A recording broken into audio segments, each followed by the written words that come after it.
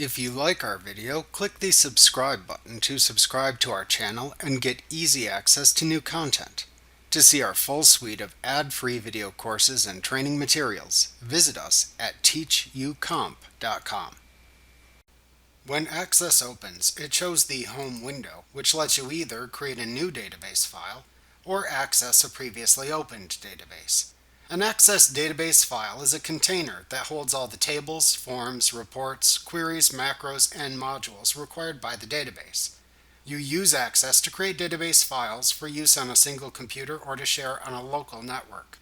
This course focuses on creating and designing database files, which are files that end with the .accdb file extension in Access 2019 or Access for Microsoft 365.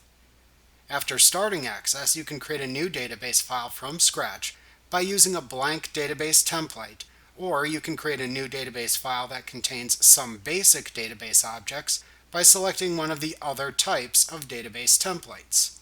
To create a new database file in Access, click the name of the type of database template to use as the basis for your new database file in the listing of templates shown in the New section of the home screen. Alternatively, click the New button at the left side of the screen.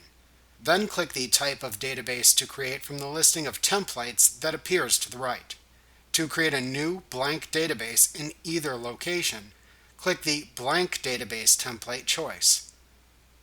At that point, a small window appears on screen where you can enter a name for the file into the File Name field.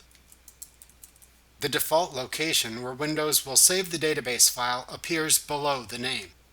To change the save location, click the Small Folder button at the right end of the File Name field to open a File New Database window where you can change the directory into which to save the file. After naming the Access database and choosing where to save it, then click the Create button in the window to create it. The database then opens within the main Access user interface, where you create and design the database objects. Remember to click the subscribe button to see more of our videos. Get ad-free courses at teachucomp.com.